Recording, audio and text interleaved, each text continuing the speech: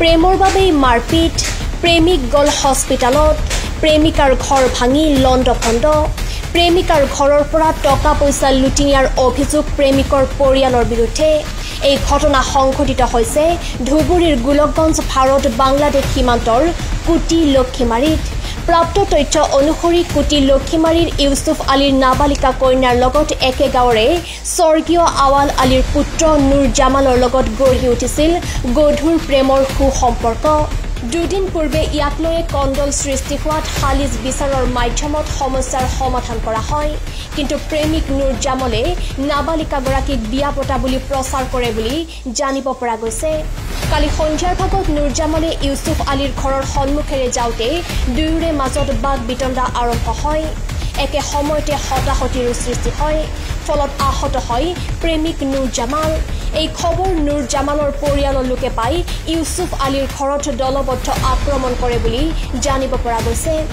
ইউছুফ আলীৰ ঘৰ দুৱাৰ ভাঙি লণ্ডভণ্ড কৰিছে।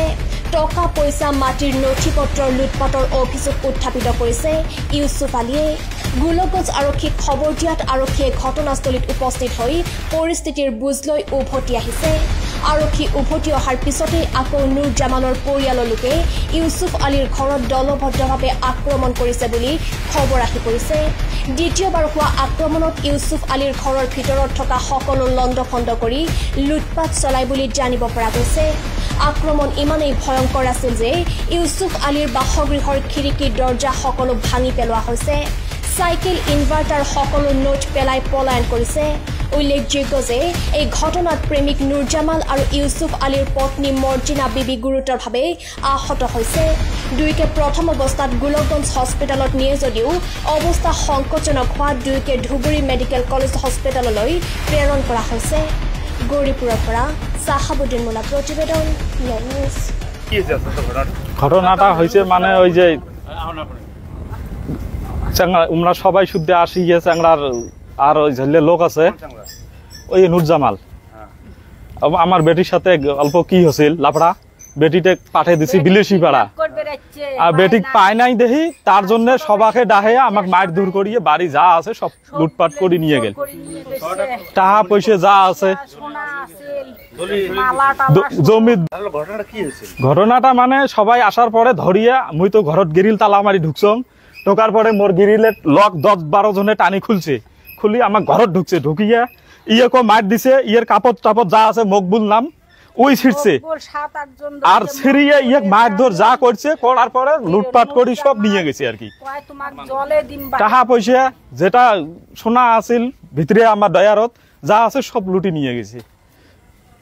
আমার তো এটি কাইও না আছিল, মুই একলাই থাকুন এই বাড়িতে।